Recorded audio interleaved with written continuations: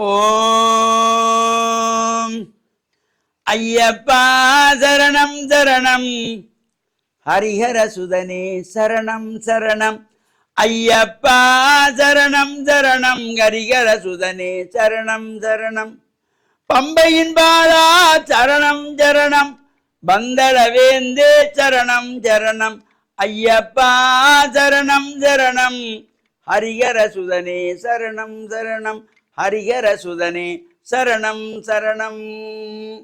ஓம் நமச்சிவாய. மேன்மைகள் சைவநீதி விளங்குக உலகமெல்லாம். நோயற்ற வாழ்வே குறைவற்ற செல்வம்.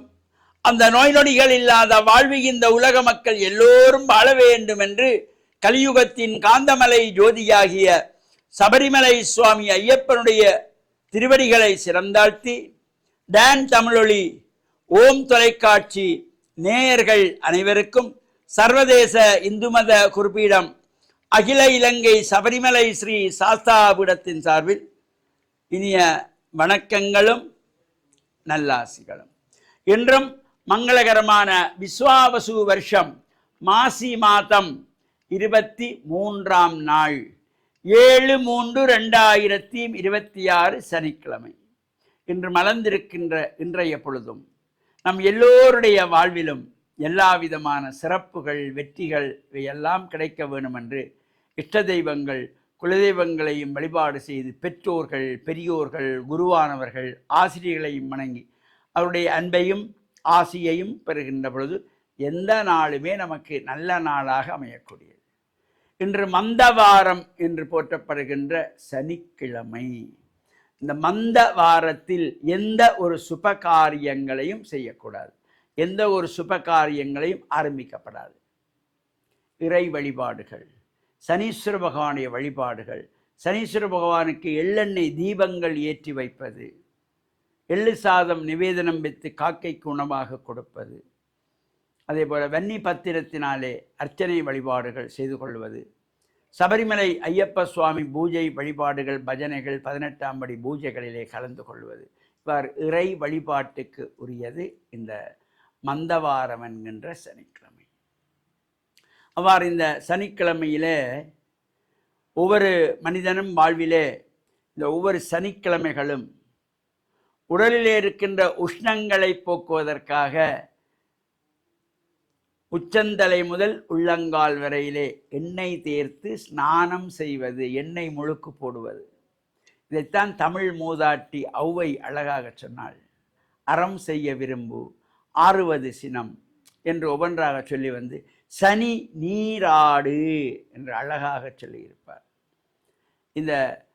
இவ்வாறு இந்த மந்தவாரம் என்கின்ற சனிக்கிழமையிலே நாமும் எண்ணெய் வைத்து ஸ்நானம் செய்து ஆலய வழிபாடுகளை செய்து சனீஸ்வர பகவானுக்கு எள்ளெண்ணெய் தீபங்கள் ஏற்றி பிரார்த்தனைகள் செய்வது, சபரிமலை ஐயப்ப சுவாமியுடைய பூஜை வழிபாடுகளிலே கலந்து கொள்ளுவது, விஷ்ணு ஆலயங்களிலே விசேஷ பூஜை வழிபாடுகளில் கலந்து கொள்வது, இவற்றுக்கெல்லாம் சிறப்பான நாள் இந்த சனிக்கிழமை. இந்த சனிக்கிழமையில் எந்த ஒரு சுப காரியங்களையும் நாம் செய்யக்கூடாது. நம்மில் பலர் இந்த சனிக்கிழமை விடுமுறை நாள் எல்லாருக்கும் வசதியாக இருக்கும் என்று இந்த சனிக்கிழமையிலே நாள் பார்த்து கொள்வார்கள். திருமணத்துக்கு நாளெடுத்தாருங்கள் என்று போய் கேட்பார்கள். அது தவறு.